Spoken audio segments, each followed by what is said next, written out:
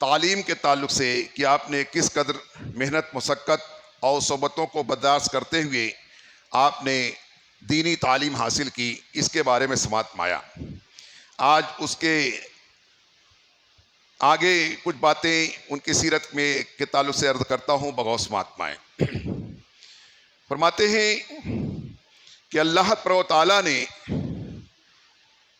باطل کی سرگرمیوں اور قہر رسانیوں سے نپٹنے کے لیے آپ کو ہر طرح سے تربیت فرما دی تھی، یعنی من جانب اللہ کی طرف سے آپ کو بہت سارا علم بھی حاصل ہوا اور آپ کی تربیت بھی اللہ تبارک و تعالیٰ نے اپنے فضل و احسان سے کسی نہ کسی ذریعے سے آپ کی تربیت بھی فرمائی، اور باطنی قوتوں اور روحانی اسلحے سے آراستہ کر کے اللہ تبارک و تعالیٰ نے آپ کو میدان عمل میں بھیجا، یعنی باطنی طاقت، روحانی طاقت اور ظاہری اعمال کے درستگی کے بعد اللہ تبارک و تعالیٰ نے اپنے ولی کامل سرکار غوث پاک رضی اللہ عنہ کو میدان عمل میں بھیجا، یعنی عمل کرنے کے میدان میں کہ زندگی کس طرح سے باعمل ہوتی ہے، اس میدان میں اللہ تعالیٰ نے بھیجا۔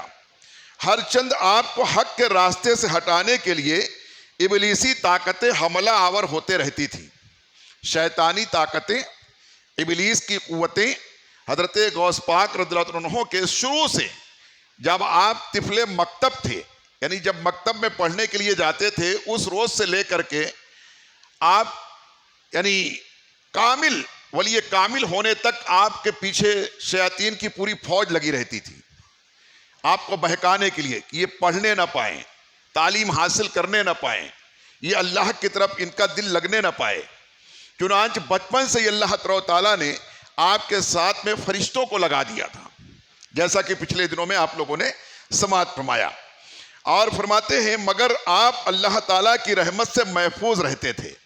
ابلیس بہت طاقت لگاتا، اپنے چیلے چاپڑوں کو، ذریت کو بھیجتا آپ کو بہکانے کے لیے، آپ کے دل میں وسوسہ ڈالنے کے لیے، مگر آپ کو اللہ تعالیٰ نے محفوظ فرمایا کہ آپ ابلیسی چال سے محفوظ رہتے۔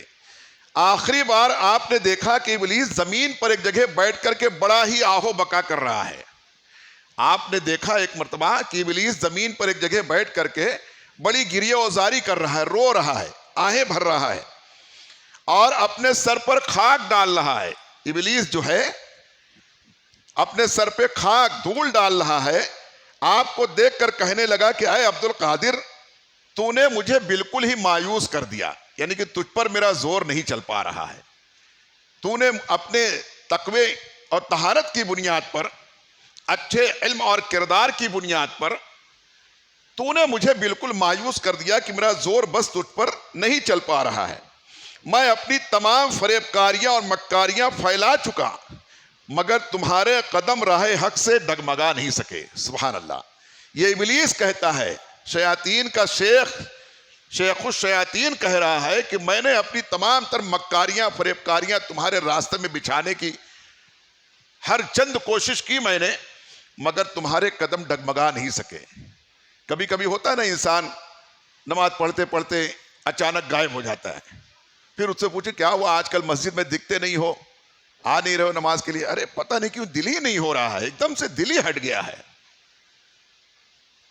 تو شیطان کا فریب ہوتا ہے، شیطان کے وسوسے کی وجہ سے شیطان روکتا ہے اور دوسری چیزوں کی طرف اس کو موڑ دیتا ہے، دوسری چیزیں یاد دلاتا ہے، جس کی وجہ سے انسان کبھی کبھی ثابت قدم نہیں رہ پاتا، قدم ڈگمگا جاتے ہیں اور پھر وہ راستے سے ہٹ جاتا ہے۔ ایسے وقت میں اس کا مقابلہ کرنے کے لیے ہر چند وہ قوتوں کا استعمال کرنا چاہیے جو اللہ اس کے رسول نے ہمیں بتایا ہے۔ باوضو رہے، لا حول کی کثرت کرے اور تعوذ پڑھتا رہے، اعوذ باللہ من الشیطان الرجیم، ان تمام چیزوں کو پڑھے اور باوضو رہنے کی کوشش کرے تو شیطان کا حربہ جلدی سے اثر انداز نہیں ہو پاتا ہے۔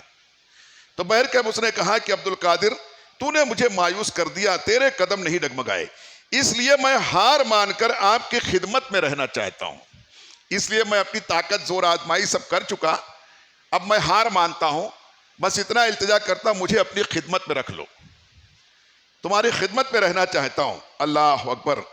کہتے ہیں نا کہ شیطان جو ہے تو پیترے بدل بدل کے آتا ہے، چالیں بدل بدل کے آتا ہے. تو اب اس طریقے سے آنا چاہا، مگر غوث پاک جو پیدائشی ولی جن کی تربیت ایسے آغوش میں ہوئی کہ ان کی والدہ خود ولیہ، ان کا خاندان جو ہے سب اللہ والوں کا گھرانہ پورا اور سب علمی گھرانہ، نواسے رسول ہیں، اولاد رسول ہیں. انہوں نے اس کی بات کو بھانپ لیا اور سمجھ لیا اور فوراً کہا کہ لا حول ولا قوت الا باللہ العلی العظیم، میں پناہ چاہتا ہوں اپنے رب سے کہ بے شک جو ہے وہی قوت والا، طاقت والا ہے، وہی بڑی شان و عظمت والا، بزرگی والا ہے.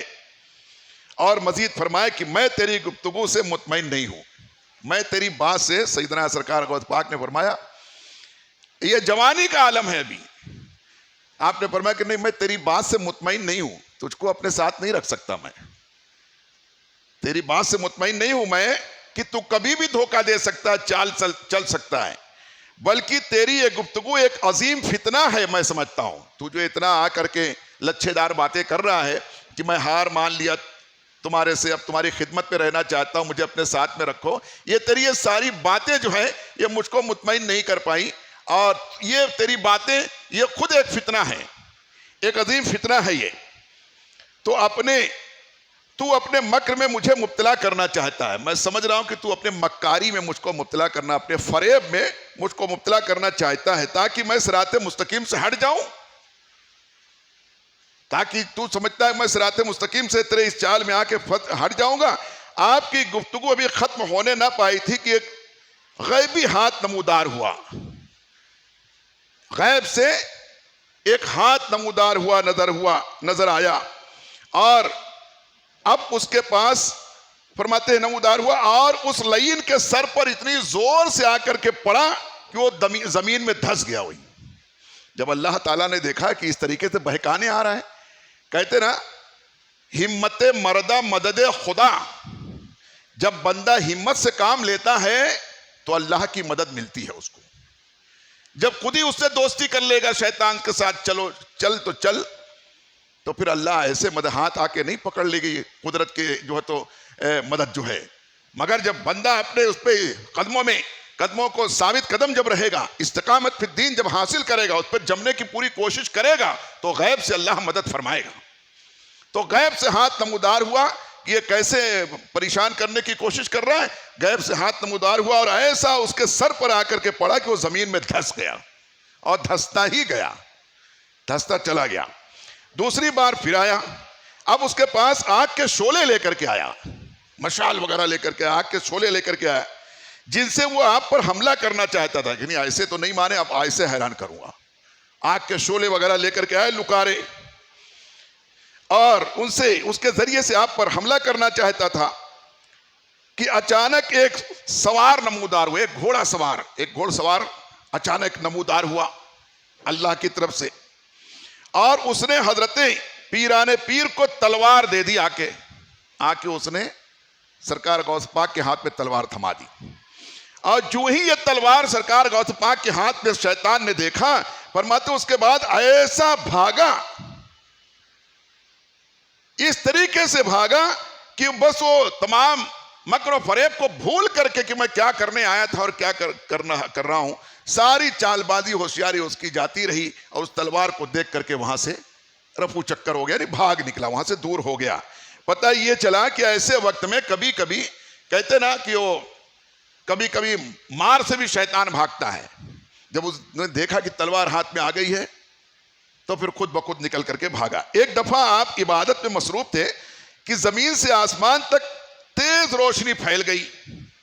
ایسے ایک دفعہ آپ عبادت کر رہے تھے، عبادت میں اللہ کے ذکر میں، اس کی بندگی میں مصروف تھے کہ دیکھا کہ روشنی پھیل گئی، زمین سے آسمان تک روشنی ہی روشنی پھیل گئی، اور اس روشنی سے ایک صورت ظاہر ہوئی، اس میں سے ایک شکل ظاہر ہوئی جس نے بڑی گرجدار آواز میں آپ سے کہا کہ اے عبد القادر، میں تیرا رب ہوں. معاذ اللہ رب العالمین، اے عبد القادر میں تیرا خدا ہوں، تیرا خالق ہوں، تیرا رب ہوں، تیری عبادت اور ریاضت سے میں بالکل خوش ہو گیا ہوں، تو نے مجھ کو راضی کر دیا، اور میں نے فرائض کو تجھ پر سے معاف کر دیا. معاذ اللہ رب العالمین کہ اب تجھ پر کوئی چیز فرض نہیں ہے، نہ نماز، نہ روزہ، نہ حج، نہ زکوٰۃ، نہ تبلیغ، کوئی چیز اب تجھ پر، تجھ سے میں راضی ہو گیا، اب تجھ کو کوئی عبادت کرنے کی ضرورت نہیں ہے۔ اس طرح سے اس میں سے آواز آ رہی ہے، اس روشنی میں ظاہر ہونے والی صورت سے اس طرح آواز، اور فرمایا کہ اور کہتا ہے کہ اور حرام چیزوں کو تجھ پر حلال کر دیا، تو جو جی میں آئے وہ کر، تجھ پر اب دین کی کوئی، اسلام کی کوئی شرط باقی نہیں، تو نے اللہ کو راضی کر لیا، جیسے چاہے زندگی گزار، لہذا تم اب جو چاہو سو کرو۔ آپ نے اس وقت زوردار آواز میں لا حول پڑھا، لا حول ولا قوت الا باللہ العلی العظیم۔ جب اتنے بڑے اولاد رسول، پیرانے پیر، پیر دستگیر، جب وہ لا حول پڑھ رہے ہیں بار بار، ہم جیسے بے بس اور کمزور لوگوں کو تو کتنا پڑھنا چاہیے؟ ہم کو تو کتنے وسوسے آتے رہتے ہیں، ہمیں تو بار بار پڑھنا چاہیے لا حول۔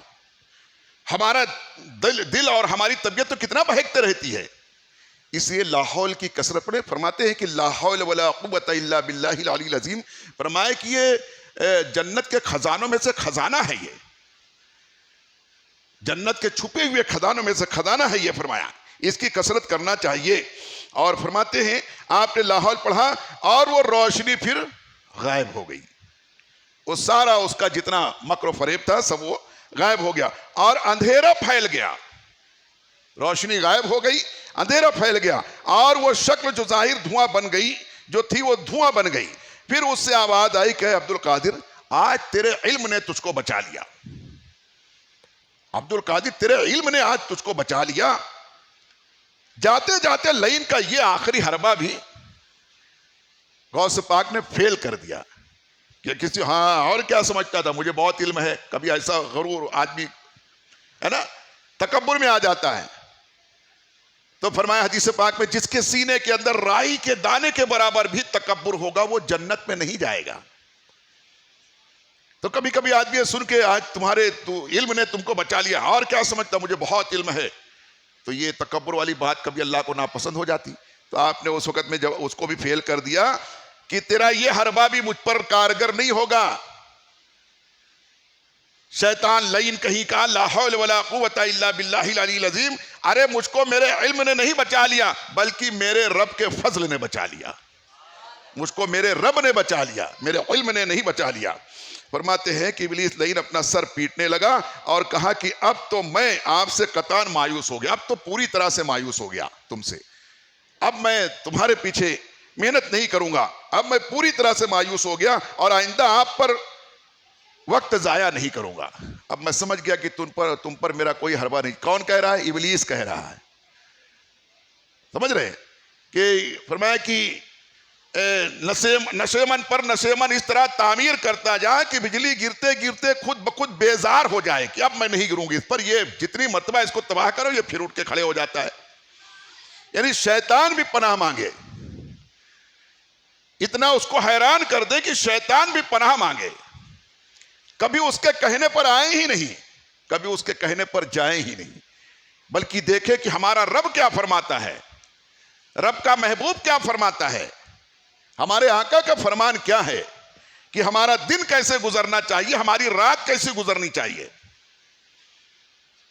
پہلے اس کو شریعت کی روشنی میں دیکھنا چاہیے تو شیطان خود بخود بھاگے گا، بھاگتا ہے۔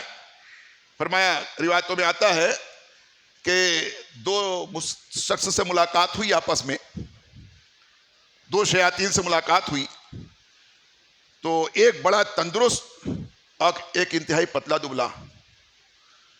تو تندرست جو صحت مند شیطان تھا وہ پتلے دبلے سے کمزور سے پوچھتا ہے کیا حال بنا رکھا ہے تو نے، ہے نا، کچھ لیتے کیوں نہیں، یعنی کچھ کھاتے پیتے نہیں، کیا حال بنا رکھا ہے، اتنے پتلے دبلے ہو گئے۔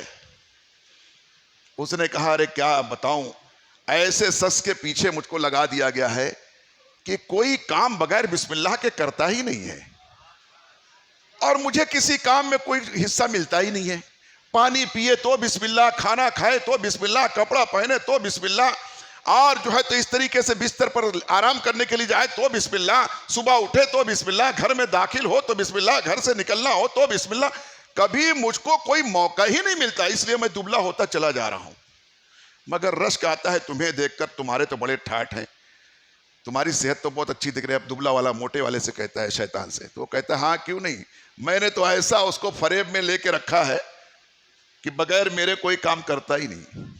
اس کو تو میں نے ایسا گھول کے پلا دیا ہے, گویا کہ ایسا بہکا دیا ہے کہ کوئی کام میں بسم اللہ کرتا ہی نہیں ہے, ہر کام میں میرا حصہ بن جاتا ہے.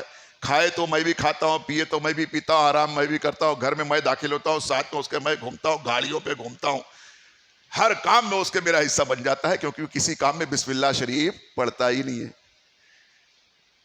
تو اس میں ہمارے لیے کیا سبق ہے بھئی؟ فقط یوں درس سن کے, تقریر بیان سن کر کے کچھ حاصل ہونا چاہیے نا. اس میں ہمارے لیے کیا سبق ہے, ہم کو کیا کرنا چاہیے؟ ہاں ماشاءاللہ, ہم کو چاہیے کہ ہر کام میں, ہر جائز کام میں ناجائز کرے نہیں, اور ہر جائز کام میں بسم اللہ شریف ضرور پڑھ لیا کریں. یہاں تک کہ اٹھنے بیٹھنے میں بھی بسم اللہ پڑھ لیا کریں. بیٹھنے لگے تو بسم اللہ, اٹھنے لگے تو بسم اللہ, اللہ کے نام سے, ہر کام اللہ کے نام سے. تو وہ شیطان کہتا ہے کہ نہ, اب تو میں پوری طرح سے اس طریقے سے تم سے مایوس ہو گیا, اب میں تمہارے پیچھے وقت جو ہے تو ضائع نہیں کروں گا. اس کے بعد اب حضرت غوث پاک رضی اللہ عنہ جو ہے, آپ نے جیسا کہ پہلے سماعت میں آیا کہ آپ نے مجاہدات کیے, چلے کیے, آپ نے اس طریقے سے مجاہدے کیا, اور آپ کے دور کا کوئی ایسا مجاہدہ نہ تھا جو آپ نے نہ کیا ہو. یعنی پرہیزگاری, ریاضت اور مجاہدے کا کوئی ایسا عمل نہیں تھا جس کو آپ نے نہ کیا. ڈھونڈ ڈھونڈ کر کے, پوچھ کر کے, پڑھ کر کے آپ ہر مجاہدے والا عمل کرتے, ہر ریاضت کا عمل کرتے, ہر تقوی والا عمل کرتے. شیطان کو کبھی موقع دیتے ہی نہیں. اس طریقے سے کرنے لگے, اور پھر اس کے بعد آپ ایک جو ہے تو ویران برج میں مسلسل کئی سال گزارے. آخری چلے میں آپ نے عہد کر لیا کہ اب میں اس وقت تک کچھ نہیں کھاؤں گا جب تک کوئی خود مجھ کو نہ کھلائے گا. آپ نے پہلے سماعت میں ایک سال تک آپ نے کھایا نہیں, صرف پانی پی کر گزار دیا, پتے کھا کے گزار دیے. اب یہ کہہ رہے ہیں آخری وقت چلے میں آپ نے کہا کہ اب میں اس وقت تک اپنے ہاتھ سے کچھ نہیں کھاؤں گا جب تک کہ کوئی خود آ کے مجھ کو نہ کھلائے گا. اب یہ خود آ کے کھلانے سے مراد تھوڑی ہے کہ ان کا گمان یہ تھا کہ کوئی راہ چلتا آ کے کھلا دے گا. ان کو یقین تھا کہ وہ رب جس نے اتنا فضل فرمایا ہے وہ مجھ کو کھانا بھی کھلائے گا, وہ میرے رزق کا بھی انتظام کرے گا. یہ کہہ کر کے آپ نے یہ عہد کر لیا. اور اس کے بعد فرماتے ہیں کہ چنانچہ آپ کو بغداد کے مشہور شیخ طریقت قاضی القضا شیخ ابو سعید مخزومی رحمۃ اللہ تعالی علیہ آپ کے پاس آئے, اور انہوں نے اپنے ہاتھوں سے ان کو کھلایا. اس وقت بغداد شہر کے قاضی القضا, سب سے بڑے مفتی اور سب سے بڑے پیر کامل, اور اس وقت میں ان کا مدرسہ وہی تھا. حضرت شیخ مخزومی رحمۃ اللہ, ابو سعید مخزومی رحمۃ اللہ تعالی علیہ, وہ آئے, اپنے ہاتھوں سے ان کو کھلایا. اور اس وقت میں اور فرماتے ہیں کہ آپ فرماتے ہیں کہ شیخ کے ہاتھ سے جو لقمہ میرے شکم میں جاتا تو میرے اندر نورانیت بڑھتے چلی جاتی. وہ شیخ بھی ایسے پہنچے ہوئے وقت کے ولی کامل, پیر کامل, فرماتے جو لقمہ کھلاتے تو میرے باطن میں نور بھر جاتا, میرا روم روم چمکنے لگتا, اور ہر نور بھر جانے سے مراد کی ہر اعضاء سے اللہ کا ذکر کرنے کا ایک جذبہ پھوٹ پڑتا, اللہ کی بندگی کا. اگرچہ آپ نے مسلسل مجاہدات کیے جس سے تزکیہ نفس ہو چکا تھا, جبکہ آپ پہلے ہی اتنا مجاہدہ کر چکے تھے, ریاضت کر چکے تھے, آپ کا نفس تو پہلے ہی بالکل کنٹرول میں تھا. اب ایک پیر کامل کا ہاتھ بھی آپ پر آ گیا, اور ان کے ہاتھ سے لقمہ بھی مل گیا. ہم آپ تو تلاش کرتے ہیں, جس کو نہیں معلوم ہے اس کو اہمیت نہیں دیتا, ورنہ ہم جیسے لوگ تو ڈھونڈتے ہیں کوئی اللہ کے نیک بندے کا جھوٹا ہی کھانا مل جائے. گلاس میں اگر پانی چھوڑ دیں تو وہی اٹھا کے پی لیتے ہیں کبھی, کہ شاید اس کے ذریعے سے ہی کچھ اللہ تعالیٰ جو ہے تو برکت عطا فرما دے, اور برکت ہوتی ہے. اور بہت سے بزرگوں نے ایسا کیا ہے کہ وہ جان بوجھ کر گلاس میں پانی چھوڑ دیتے تھے تاکہ کوئی جو متقین ہیں اور جو ہے معتقدین ہیں, چاہنے والے جو ہیں, وہ کوئی پی لیں, شاید اللہ اس کے ذریعے سے برکت. اور ایسے جو تو حکایتیں بھی ہیں کہ کوئی بزرگ نے آدھا پان کھایا اور آدھا اپنے مرید کو کھلا دیا, تو وہ صفت اس مرید کے اندر آ گئی جو پیر کے اندر تھی. وہ جھوٹا پان کھا لینے کے سے. اور یہ باتیں حقیقت ہے. آپ آگے سنیں گے کہ نبی علیہ السلام کی بارگاہ میں لوگ اپنے بچوں کو لے کر کے آتے تو آقا علیہ السلام کھجور یا چھوارے اپنے منہ میں رکھ کے چباتے, پھر لعاب لگا ہوا اس کے منہ میں ڈال دیتے تاکہ نبی علیہ السلام کی برکت اس بچے میں آ جائے. وقت ہو گیا, ورنہ ابھی میں غوث پاک کے ساتھ میں نبی علیہ السلام کا کیا معاملہ ہوا وہ بتاتا. انشاءاللہ آپ آئندہ سماعت فرمائیں گے. فرماتے ہیں اس طریقے سے یہ پیر کامل آپ کو ملے حضرت شیخ مخدومی رحمۃ اللہ تعالی علیہ, جو اس کے بعد پھر آپ کو انہوں نے اپنے مدرسے کا ذمہ دار صدر مدرس بنا دیا اور وہ ذمہ داریاں عطا فرمائی. اور پھر اس کے بعد وہ جو چھوٹا سا مدرسہ اس وقت میں تھا, آگے چل کے بہت بڑا بغداد کے اندر دارالعلوم بن گیا. ہزاروں کی تعداد میں لوگ اس میں علم حاصل کرتے تھے. دور دور بیرون ملک سے, بیرون شہر سے لوگ وہاں پڑھنے کے لیے آتے. اس وقت میں آج کے 900 برس پہلے کی یہ باتیں ہیں. اللہ تعالی ہم سب کو ان باتوں کو سمجھنے کی توفیق عطا فرمائے. بسم اللہ الرحمن الرحیم. اللہم صلی علی سیدنا مولانا محمد وعلی آل محمد وبارک وسلم. صلاۃ و سلام علیک یا سیدی حبیبی یا رسول اللہ صلی اللہ تعالی علیہ وسلم. مالک مولا ہم تمام مسلمانوں کو راہ دین پر چلنے کی توفیق عطا فرما دے. ہر طرح کی برائی گمراہی سے بچنے کی توفیق عطا فرما دے. ہمارے تمام گناہ صغیرہ و کبیرہ کو معاف فرما دے. آئندہ زندگی میں ہر چھوٹے بڑے گناہ سے ہمیں بچنے کی توفیق عطا فرما دے. مالک مولا ابھی جس تیرے نیک بندے کی سیرت کا کچھ حصہ ہم نے جو تو پڑھا اور سنا ہے, مالک مولا اس پر ہمیں عمل کرنے کی توفیق عطا فرما دے. تیرے مقربین کے نقش قدم پر چلنے کی توفیق عطا فرما دے. مالک مولا رحم فرما, کرم فرما. ہم جتنے لوگ بھی یہاں حاضر ہیں, ہم سب کی حاضری کو اپنی بارگاہ خیر میں قبول فرما لے, اور بار بار زیادہ سے زیادہ مسلمانوں کو ایسی بابرکت مجلس میں حاضر آنے کی توفیق عطا فرما دے. قال اللہ تبارک و تعالی فی شان حبیبہ الکریم, ان اللہ و ملائکتہ یصلون علی النبی یا ایھا الذین آمنوا صلوا علیہ وسلموا تسلیما. اللہم صلی علی محمد وعلی آل محمد وبارک وسلم. صلاۃ و سلام علیک یا رسول اللہ. سبحان ربک رب العزۃ عما یصفون وسلام علی المرسلین والحمد للہ رب العالمین. السلام علیکم ورحمۃ اللہ.